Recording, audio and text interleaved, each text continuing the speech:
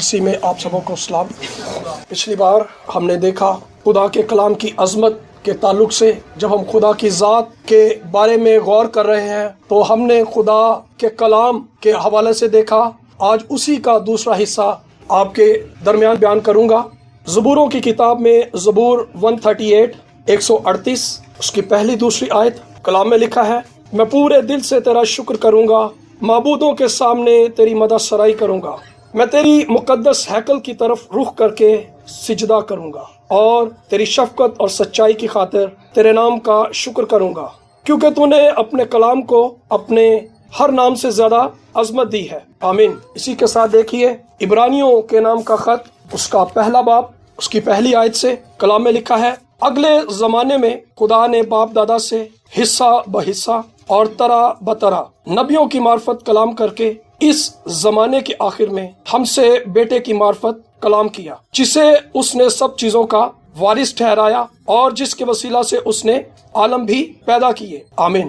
جب ہم خدا کے کلام کی بات کرتے ہیں تو ہم نے دیکھا کہ کلام کے سبب سے خدا کی عظمت کس طرح سے ہے۔ خدا کا کلام ہمیں یہ بتاتا ہے کہ کوئی بھی شخص جو ہے اس کی عزت، اس کا مرتبہ اس کے منہ کے کلام سے۔ جب میں اور آپ بات کرتے ہیں، کلام کرتے ہیں، تو جیسی ہماری گفتگو ہوتی ہے ہم ویسے ہی ہیں، کیونکہ یسوع مسیح نے کہا کہ جو انسان کے دل میں ہے وہی منہ پر آتا ہے۔ مطلب جو ہم ہیں ہم وہی کچھ بولیں گے۔ تو جو ہم بولتے ہیں، جو ہم کہتے ہیں، اسی سے ہماری پہچان ہوتی ہے کہ ہاں یہ شخص جھوٹا ہے، ہاں یہ شخص وفادار ہے، یہ جھوٹ نہیں بولتا۔ اسی سے کمپنیوں کی پہچان ہوتی ہے کہ یہ کمپنی جو ہے یہ ریلائبل ہے، کیونکہ اس نے جو کہا، اس نے جو چیز بنائی، یہ چیز ویسی ہی ہے۔ لیکن وہ کمپنی جو کسی بات کا دعویٰ کرے اور وہ دعویٰ جھوٹ ہو، بے بنیاد ہو، ہم کہتے ہیں یہ کمپنی جھوٹی ہے، دھوکے باز ہے۔ تو ان کمپنیوں کی پہچان ان کے کام اور ان کے کہے کے مطابق، تو خدا کی پہچان خدا کے کلام، خدا کے فرمان کے مطابق جو کچھ خدا کہتا ہے اس کو پورا کرتا ہے۔ سو خدا کی عزت، خدا کا مرتبہ نہ صرف خدا کے کلام کے سبب سے، بلکہ اس سبب سے بھی کہ وہ خدا ہے، اس سبب سے بھی کہ وہ قادر مطلق ہے، وہ سب کچھ کر سکتا ہے۔ اس لیے خدا کی عزت کہ وہ پاک اور راست خدا ہے۔ اس سبب سے کلام میں لکھا ہے کہ کروبی جو ہیں، سرافیم جو ہیں، اپنے منہ کو ڈھانپتے ہیں، اپنے پاؤں کو اپنے دو پروں سے ڈھانپتے اور دو پروں سے اڑتے۔ 6 پر خدا کی پاکیزگی، خدا کی راستی کے سبب سے خدا کی عزت، اس سبب سے بھی کہ وہ اصل سے خدا ہے اور اب تک وہی خدا ہے۔ سو ہم نے دیکھا کہ خدا کے کلام کے سبب سے خدا کی جو عزت ہے، کلام میں لکھا کہ خدا نے اپنے ہر نام سے زیادہ اپنے کلام کو عظمت دی۔ ہم نے دیکھا کہ ایسا نہیں کہ نام کم ہے اور کلام زیادہ، بلکہ یہ اس لیے کہ نام کے سبب سے جو عزت ہے، یہ اس کا مرتبہ ہے، یہ اس کی شان ہے، یہ اس کی عظمت ہے۔ کلام کے سبب سے جو کچھ خدا کہتا ہے اس کو پورا کرتا ہے۔ نبوتوں کے تعلق سے ہم نے دیکھا کہ خدا نے کس طرح نبیوں کی معرفت کلام کیا اور وہ نبوتیں پوری ہوئی۔ جن لوگوں نے خدا کے کلام کو رد کیا کس طرح سے وہ ہلاک ہوئے، جن لوگوں نے خدا کے کلام کی عزت کی کس طرح سے انہوں نے برکت پائی۔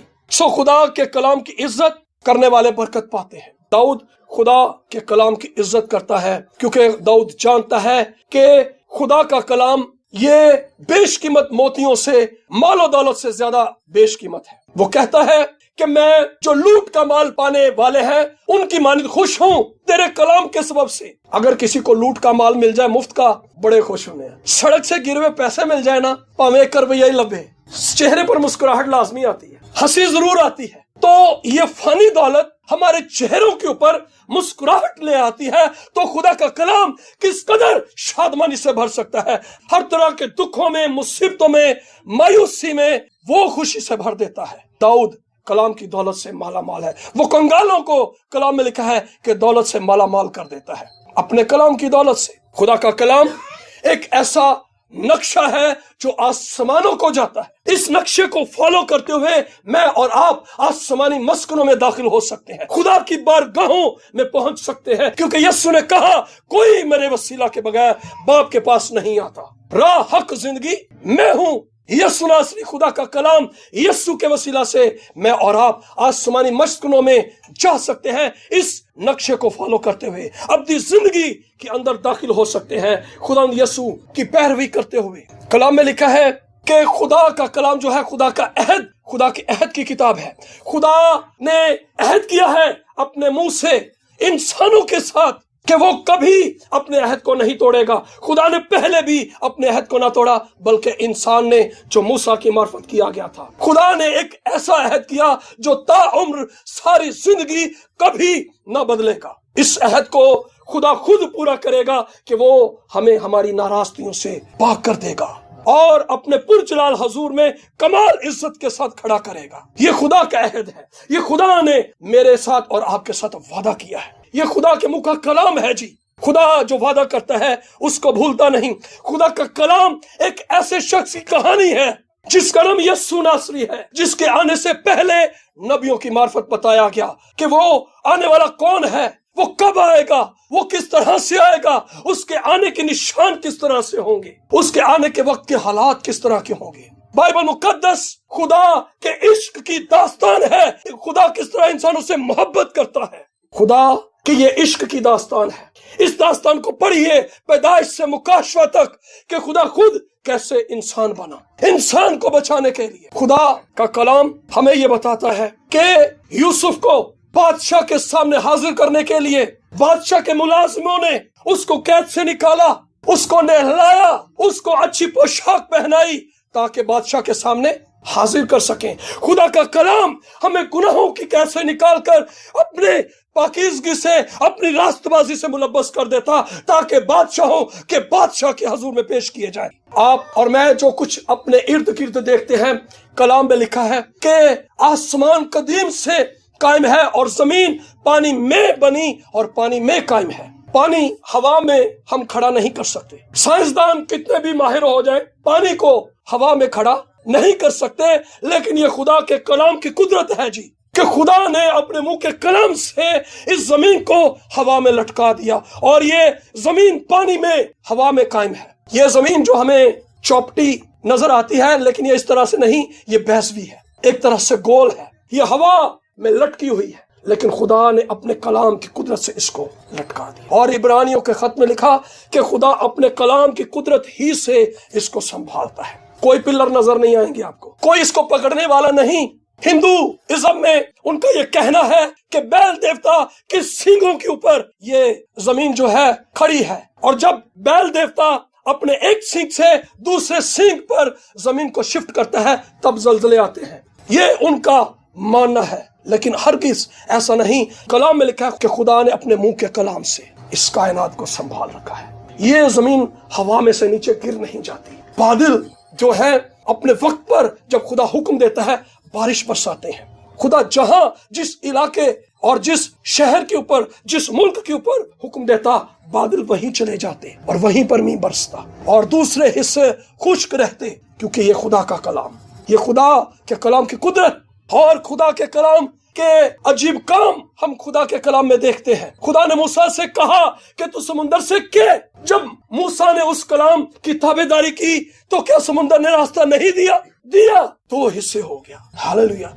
ये खुदा के कलाम की कुदरत है कि खुदा का कलाम जब बोला जाता है, जब कहा जाता है, तो जो कुछ जिस काम के लिए कहा जाता है वो वैसे ही उस काम को करता और पानी दो हिस्से हो जाता। खुदा ने कहा मूसा से कि चट्टान से कह कि तुझे पानी दे, तो जब मूसा ने कहा क्या चट्टान ने पानी नहीं दिया? दिया, क्योंकि खुदा का कलाम था। ये खुदा का कलाम किस तरह से उन चीजों को इस्तेमाल कर लेता है जो बेजान है। ये उसके कलाम की कुदरत, ये उसके कलाम का इख्तियार, ये उसके कलाम का जलाल है। चट्टानों से कहता है पानी निकले, चट्टानें पानी देती हैं। खुदा ने बनी इस्राएल से कहा था कि तुम 6 साल तक अपनी जमीन में हल जोतना, मैं 6ठे साल 3 गुना तुमको फसल दूंगा, तुम 6ठे साल भी वही फसल खाना, 7वें साल भी वही फसल खाना, 8वें साल भी वही फसल खाना। और खुदा ने ऐसा किया।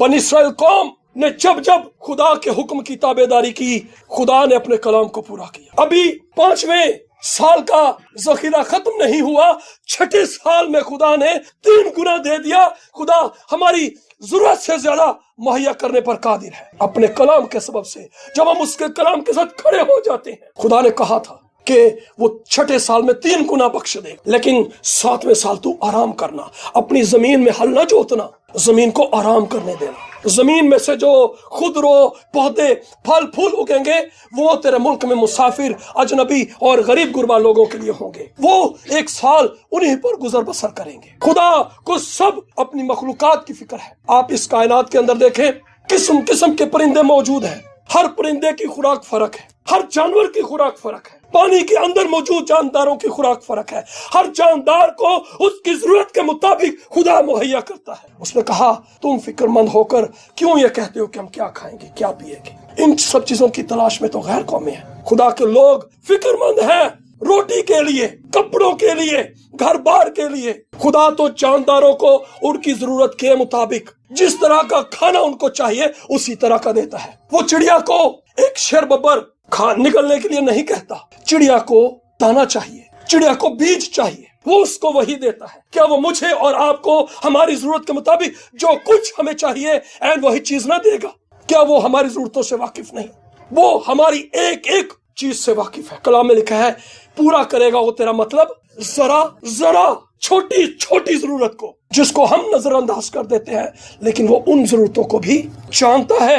ये खुदा का कलाम, जिस शख्स ने इसकी इज्जत की वो बरकत पा गया। हमने देखा कि वो लोग जिन्होंने इसकी तहकीर की किस कदर जलील और रुस्वा इस जमीन पर भी हुए और आइंदा जहान के अंदर भी हलाक होंगे। ये खुदा का कलाम जिसके ताल्लुक से ये कहा जाता है कि ये बाइबल बदल चुकी है, इसकी मुखालफत की जाती है, इसको रद्द किया जाता है, इसके ऊपर बड़े इल्जामात लगाए जाते हैं कि ये अब पहली हालत में नहीं रही, ये पहले जैसी नहीं है, ये बदल चुकी है। इस किताब की सदाकत को बयान करने के लिए हमें किसी और मजहब के किताब के सहारे की जरूरत नहीं। बाइबल मुकद्दस, खुदा का कलाम अपनी सदाकत को खुद बयान करता है। खुदा के कलाम की हर किताब दूसरी किताब का बयान करती है, एक नबी दूसरे नबी का बयान करता है। खुदा के कलाम की हम आंगी 40 लोगों ने लिखा तो भी एक ही शख्स की कहानी है, और वो यीशु नासरी, वो निजात दहिंदा, वो निजात पाने वालों के लिए आने वाला और चला गया और एक बार फिर आएगा। उन 40 लोगों का मरकज सिर्फ एक शख्स। सदियों में ये किताब लिखी गई, 1500 साल से ज्यादा अरसे के अंदर ये किताब लिखी गई। सालों के अंदर 3 बर्रे आज़मों में, एशिया, अफ्रीका और यूरोप में, एक शख्स एशिया में बैठा है, एक अफ्रीका में बैठा है, एक यूरोप में बैठा है, लेकिन सब एक ही रूह की तहरीक से, एक ही मुसन्निफ रूहुल कुद्स के वसीला से एक ही बात कहते। ये क्यों कर बदल सकती है? इसको लिखने वाला एक ही राइटर है, और वो खुदा का पाक रूह, खुदा का रूहुल कुद्स, खुदा का दम। ये बदल नहीं सकती, बल्कि ये वो उन सब लोगों को बदल देती है जो इसका बदलने का दावा करते हैं। जमानों को, उम्मतों को, कौमों को, हालात को, कबीलों को, घरानों को, जिंदगियों को इस कलाम ने बदल दिया। इस कलाम के अंदर ऐसी कुदरत है जी। इस कलाम की जितनी मुखालफत की गई, तारीख में इस किताब से ज्यादा किसी किताब की मुखालफत नहीं की गई। इस किताब के ऊपर जितनी तनकीद की गई, तारीख में इस किताब से ज्यादा किसी की तनकीद नहीं की गई। इसमें से कमजोरियां निकालने की कोशिश की गई, लेकिन तो भी ये पूरी सदाकत के साथ आज भी आलम बाला के आफताब सदाकत की तरह चमकती और जिंदगियों को रोशन करती है। ये जिंदगियों से तारीकियों को दूर करती है। वो लोग जिन्होंने इसकी मुखालफत की, इसको जलाया, इसको फाड़ा, 3री सदी के अंदर रोमी शहंशाह, उसे जितनी कॉपियां इस कलाम की मिली, उसने उन सब किताबों को दफन कर दिया। लेकिन वो आज भी, वो बादशाह, वो शहंशाह मनो मिट्टी के नीचे है, लेकिन ये कलाम मुकद्दस आज भी आलम बाला के नूर की तरह चमकता और जिंदगियों को रोशन करता है।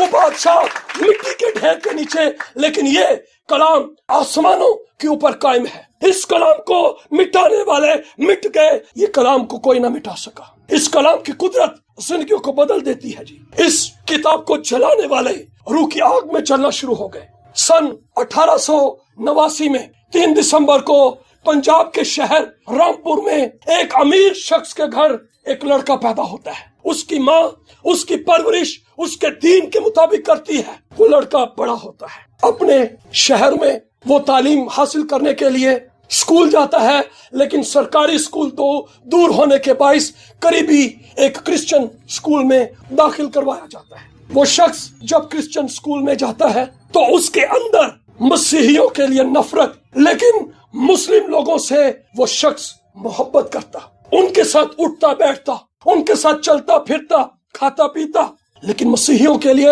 اس کے دل کے اندر نفرت۔ وہ شخص جب 14 سال کا ہوا، اس کی ماں مر گئی، تو وہ شخص اپنی زندگی میں اور بھی بے چین ہو گیا۔ وہ اپنی زندگی میں اطمینان حاصل کرنا چاہتا، وہ اپنی زندگی میں سکون حاصل کرنا چاہتا تھا۔ اس نے اس سکون کو حاصل کرنے کے لیے دنیا کے مذاہب کتابوں کو پڑھنا شروع کر دیا۔ اس نے سکھوں کی گرنتھ کو پڑھا، ہندوؤں کی گیتا کو پڑھا، اسلام کی قرآن مجید کو پڑھا، لیکن تو بھی اس کو اطمینان نہ ملا۔ وہ شخص اس قدر مسیحیوں کی مخالفت کرنے لگا کہ وہ لوگ جو عبادت کرتے تھے ان کے اوپر گوبر پھینک دیتا تھا، خادموں کو اوپر پتھروں سے پتھراؤ کرتا تھا۔ وہ شخص اس قدر نفرت کرتا تھا مسیحیوں سے کہ اس نے انجیل مقدس کو بھی اپنے ساتھیوں کے ساتھ مل کر جلا دیا۔ وہ شخص اس قدر اپنے دل کے اندر بے چین ہوا جب اس نے انجیل مقدس کو جلا دیا، اس کا دل بے چین ہوا اور وہ راتوں کو نہ سو سکا۔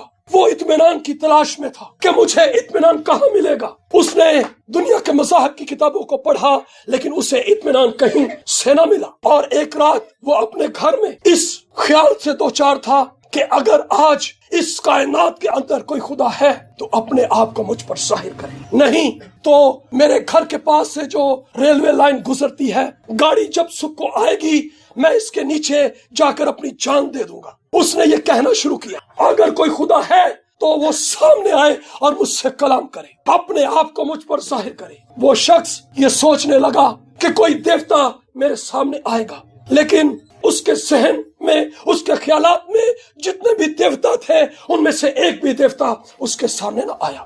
اس کی بے چینی بڑھ گئی، رات ختم ہو رہی تھی، دن نکلنے والا تھا اور اس کا دل بے چین تھا، اور وہ رویا اور چلایا۔ جو ہی وہ رویا اور چلایا، ایک بڑا نور اس کے سامنے چمکا۔ اس نے اس نور کے اندر سے ایک شخص نکلا، اس نے کہا، اے سندر، اے سندر، تو مجھے کیوں ستاتا ہے؟ میں راہ حق زندگی ہوں، میں تیرا مسیحا جس نے تیرے لیے جان دی، اٹھ، تجھے قوموں کے سامنے جا کر میری گواہی دینی ہے۔ وہ انجیل جو اس نے جلائی وہ اس کی آنکھ سے جلنے لگا اور زندگیوں کے اندر آگ اس نے جلا دی۔ یہ بائبل مقدس، اس کو جلانے والے خود اس کی آنکھ سے جلنا شروع ہو جاتے ہیں۔ بخت سنگھ جب اس نے 11ویں جماعت کو پاس کیا تو اس نے بائبل مقدس کو پھاڑا اور اس کی جلد کو لے کر اپنی ڈائری کے اوپر کور کر لیا۔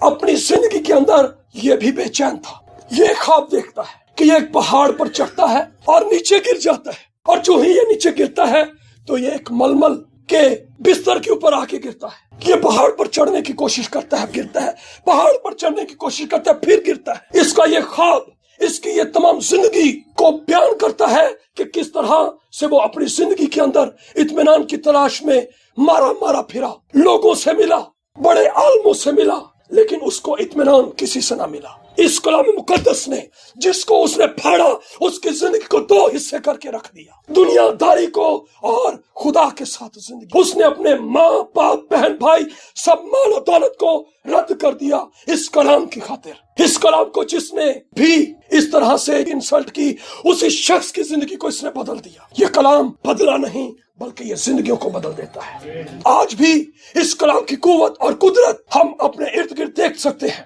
انڈیا کے اندر ایک شخص پیٹر اکبر، اس کی فیملی میں 3 بہنیں 3 بھائی، اس کا بھائی CSS کا کورس کر رہا تھا، لیکن ایک روز جب وہ گھر سے نکلا تو اس نے آسمان پر سے ایک آواز کو سنا، اے مصطفیٰ میں تیرا خدا ہوں۔ وہ شخص ڈرا، ادھر ادھر دیکھنے لگا، لیکن جب اس کو پتا چلا کہ یہ آواز آسمان سے ہے تو وہ اس آواز کی پیروی کرتے ہوئے ایک چرچ میں چلا گیا، اور اس چرچ میں اس آواز نے اس سے کلام کیا کہ خدا کا یہ بندہ جس شخص کے تعلق سے بتا رہا ہے میں وہی ہوں۔ اس شخص کی زندگی بدل گئی، اس کا گھرانہ اس کے علاقے کے اندر ایک رول ماڈل، اس کے گھرانے کو دیکھ کر اس کے محلے کے اندر لوگ اپنے دین کی پیروی کرتے تھے۔ ان کی ماں صبح سویرے اٹھ کھڑی ہوتی اور اپنی ماں کی آواز کو سن کر وہ جاگ اٹھتے جب وہ اپنے کلام کی تلاوت کرتی۔ اس کی خالہ بیمار ہوئی، مصطفیٰ کے وسیلہ سے جب اس کو شفا ملی تو اس کا چھوٹا بھائی اکبر وہ بڑا بے چین کہ عیسیٰ مسیح کے نام سے اس کی خالہ کے اندر جو بدروحیں تھیں وہ نکل گئیں۔ وہ یہ سوچنے پر مجبور ہوا کہ آخر عیسیٰ مسیح کے نام میں ایسا کیا ہے جو حضرت ابراہیم کے نام میں نہیں، جو حضرت داؤد کے نام میں نہیں، جو حضرت ایلیاہ کے نام میں نہیں، آخر ایسا عیسیٰ مسیح کے نام میں کیا ہے؟ اس نے اس بات کو جاننے کے لیے خدا کے اس کلام کو پڑھنا شروع کیا۔ جب اس نے اس کلام کو پڑھنا شروع کیا تو وہ یہ بتاتا ہے کہ اس کلام نے میرے اوپر یہ ظاہر کر دیا کہ میرے اندر جو خالی پن تھا خدا نے اس کو اپنی محبت سے بھر دی۔ وہ یہ کہتا ہے کہ جب میں نے اس کلام کو پڑھا تب میں نے جانا کہ عیسیٰ مسیح واقعی میں خدا کا بیٹا ہے۔ وہ زمین پر انسان بن کر آیا، وہ موا، دفن ہوا اور مردوں میں سے جی اٹھا۔ جب میں نے اس کو پکارا تو اس عیسیٰ مسیح نے میرے گناہ مجھے معاف کر دیے اور مجھے دھو کر پاک اور صاف کر دیا۔ یہ کلام مقدس آج بھی زندگیوں کو بدل دیتا ہے، جو بھی اس کو پڑھتا ہے، جو بھی اپنا دھیان اس کی طرف کرتا ہے، کیونکہ یہ خدا کے منہ کا کلام ہے۔ جی خدا نے اپنے ہر نام سے زیادہ اپنے کلام کو عظمت دی، عزت دی۔ یسایہ کی کتاب اس کے 42ویں باب کی 21ویں آیت میں لکھا، خداوند کو پسند آیا اپنی صداقت کی خاطر خدا شریعت کو، اپنے آئین کو، اپنے احکام کو بزرگی دے۔ خدا کو یہ پسند ہے کہ اس کے منہ کے کلام کی عزت کی جائے، اس کے منہ کے کلام کا آنر کیا جائے۔ کلام مقدس آج بھی ہمیں بتاتا ہے، جب بھی ہم پڑھتے ہیں اس کلام مقدس کی جب رسول منادی کرنے لگے تو فقی فریسی غصے سے بھر گئے، قہر سے بھر گئے، اور لکھا ہے رسولوں کے اعمال کی کتاب 5ویں باب میں حسد میں آ کر انہوں نے سب رسولوں کو پکڑ کر حوالات میں بند کر دیا۔ لیکن کلام میں لکھا ہے کہ خدا کے ایک فرشتے نے ان سبوں کو باہر نکال کر کہا، جاؤ ہیکل میں جا کر اس زندگی کی باتوں کو سب لوگوں کے سامنے سنا۔ خدا کا کلام جو بند دروازوں کو کھول دیتا، اس کلام کو کوئی قید نہیں کر سکتا، بلکہ یہ قیدیوں کو رہائی دے دیتا، گناہ گاروں کو رہائی دے دیتا ہے۔ وہ جو گناہ میں، وہ جو بیماریوں میں گرفتار، وہ جو لعنتوں کے اندر گرفتار، یہ کلام ان کو رہائی دے دیتا ہے۔ جی ایک بار پھر فقیوں اور فریسیوں نے پطرس کو قید کر لیا۔ کلام میں لکھا ہے کہ خدا کے فرشتہ نے ایک بار پھر جو ہے پطرس کو قید خانہ سے نکالا اور ان کو لا کر پطرس اور رسولوں کو تخت عدالت کے سامنے کھڑا کیا۔ ان سے پوچھ گچھ ہونے لگی کہ ہم نے تمہیں منع کیا تھا کہ اس شخص کا نام لے کر تم پھر منادی نہ کرنا۔ ان میں ایک شخص گملیل اٹھا، اس نے کہا کہ اگر یہ کام خدا کی طرف سے نہیں تو خود برباد ہو جائے گا، اور اگر یہ خدا کی طرف سے ہے تو تم اسے روک نہ سکو گے، اور وہ اس کلام کو روک نہ سکے۔ رسولوں کے اعمال کی کتاب 6ویں باب کی 7ویں آیت میں لکھا ہے کہ اس دین کو ماننے والوں کی تعداد اور بڑھ گئی، شاگردوں کا شمار اور بڑھ گیا، اور خدا کا کلام اور پھیل گیا۔ آمین۔ خدا کا کلام جب بھی اس کو مٹانے کی کوشش کی گئی، یہ پھیلتا ہی چلا جاتا ہے۔ اگر اس کلام کو مٹانا ہے، اس کو ختم کرنا ہے، تو کلیسیا کو سہولیات دے دیں، کلیسیا کو فیسیلیٹیٹ کر دیں، کلیسیا کو آرام دہ زندگی بسر کرنے پر آپ آمادہ کر لیں۔ یہ کلام ان کی زندگیوں سے نکل جائے گا اور ان کی زندگیاں بھی ختم ہو جائیں گی۔ لیکن جب بھی کوئی شخص اس کو مٹانے کی کوشش کرتا ہے، یہ اور بڑھ جاتا ہے، یہ اور ملٹیپلائی ہو جاتا ہے۔ اس کو مٹانے والے کبھی نہ مٹا سکے، لیکن اس نے زندگیوں کے اندر زندگیوں کو پھونک دیا۔ پولس رسول کہتا ہے کہ میں تو قید ہوں، لیکن خدا کا کلام قید نہیں۔ کوئی اس کلام کو قید میں نہیں رکھ سکتا۔ پولس قید میں ہے اور قید سے خطوط لکھتا ہے اور کلیسیاں بڑھتی چلی جاتی ہیں۔ کلام میں لکھا ہے اور خدا کا کلام پھیلتا چلا گیا اور خدا کا کلام غالب آ گیا اور شاگردوں کا شمار اور بڑھتا چلا گیا۔ اس کلام کے اندر ایسی قوت، ایسی قدرت ہے جو زندگیوں کو ترقی دیتی ہے، جو زندگیوں کو بڑھا دیتی ہے، جو گھوڑے سے اٹھا کر تخت پر بٹھا دیتی ہے۔ اس قدر اس کلام کے اندر قوت اور قدرت، جس کے لیے پولس رسول کہتا ہے کہ خدا نے اگلے زمانہ میں حصہ بحصہ نبیوں کی معرفت طرح بطرح کلام کیا۔ نبیوں سے جو کلام کیا تھا وہ حصہ بحصہ تھا، تھوڑا تھوڑا کلام کیا تھا، سارا کلام ان کو نہیں بتایا گیا۔ خدا نے اپنا سارا منصوبہ ان کے اوپر عیاں نہیں کیا۔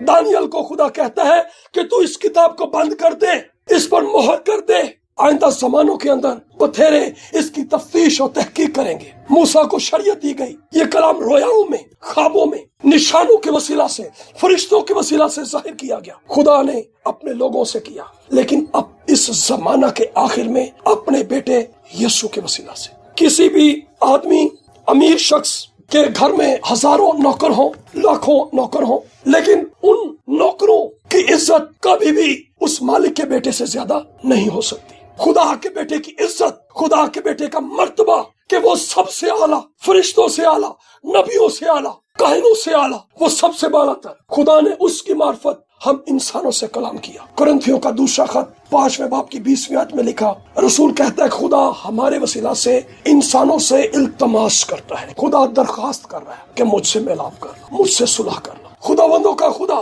कायनात का मालिक, कादिर मुतलक खुदा, जो करोबियों पर तख्त नशीन, करोबीम सराफीम जिसके हजूर में मौजूद, वो खुदा जो जलाल वाला, वो खुदा जो कुदरत वाला, जो हशमत वाला, जिसके मुंह के कलाम से कायनात बनी, जिसके कलाम से ये सब कुछ तख्लीक हुआ, वो खुदा दरखास्त कर रहा है, वो खुदा इल्तमास कर रहा है कि मुझसे मिलाप कर लो, मुझसे सुलह कर लो। आज अगर बड़े छोटों से नाराज हो जाए तो कहते हैं मैं वड्डा मां, वो छोटा है, ओदा हक की, वो आवे, वो गल करे, मैं क्यों करा, मैं तो वड्डा मां, उन्हें इज्जत करनी चाहिए। लेकिन यहाँ वो जो सबसे बड़ा है वो झुक गया, उसने खुद को खाली कर दिया और खादिम की सूरत इख्तियार कर ली मेरे लिए और आपके लिए। वो इल्तमास करता है कि खुदा से मिलाप कर लो, खुदा से सुलह कर लो। वो नाराजगी जो गुनाहों के बाइस, खुदा को गज़ब न करने के बाइस, खुदा को गुस्सा दिलाने के बाइस, खुदा की इंसल्ट करने के बाइस, खुदा की बेइज्जती करने के बाइस, खुदा की इज्जत न करने के बाइस, खुदा से मुखालफत, लेकिन खुदा खुद झुक गया और कहता है कि मुझसे सुलह कर लो। आज भी कलाम में लिखा है, इब्रानियों के खत उसके 3 बाब की 15वीं आयत में, अगर आज तुम उसकी आवाज को सुनो तो अपने दिलों को सख्त ना करो। यीशु ने कहा कि ये कलाम जो मैंने तुमसे किया, मैं तुम्हें मुजरिम नहीं ठहराता, लेकिन ये कलाम जो मैंने किया यही तुम्हें मुजरिम ठहराएगा।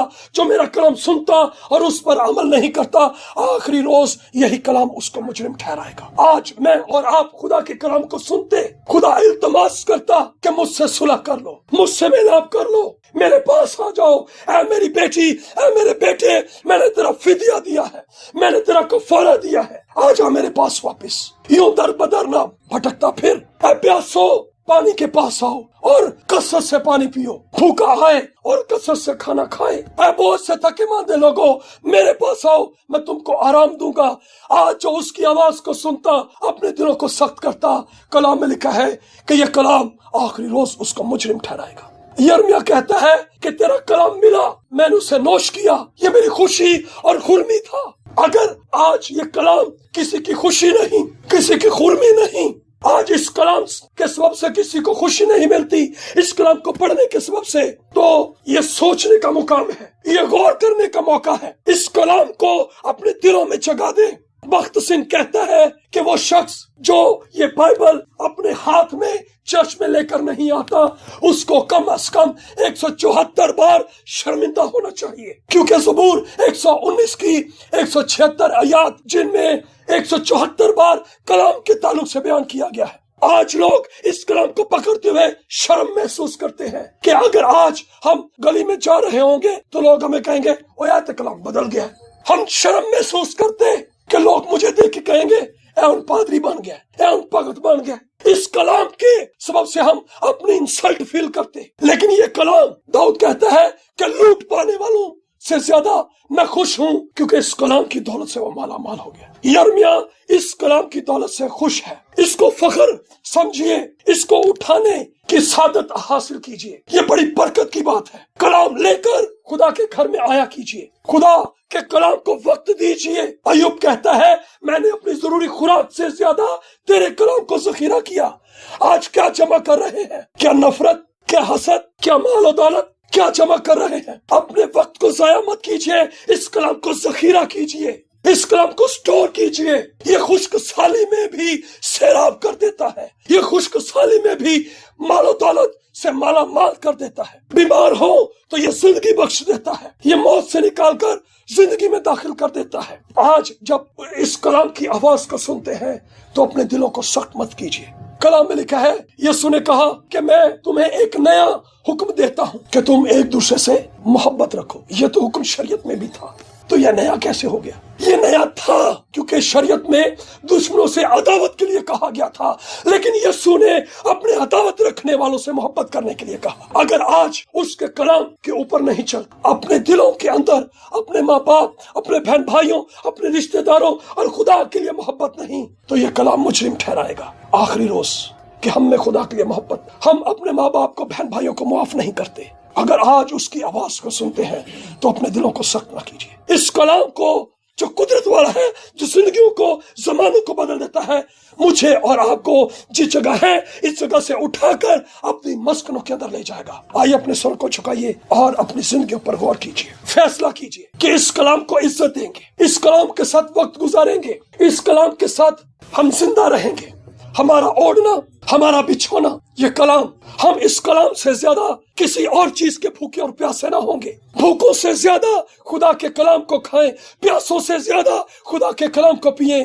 وہ کمزوروں کو توانائی بخش دیتا ہے، وہ گرے ہوں کو بحال کر دیتا ہے۔ داؤد کہتا ہے کہ تو نے اپنے کلام سے مجھے زندہ کیا، وہ مردوں کو زندہ کر دیتا ہے۔ وہ کہتا ہے اے لازر نکلا، لازر نکل آتا ہے۔ پادری صاحب سے گزارش کروں گا دعا میں ہمارے لیے رہنمائی کریں۔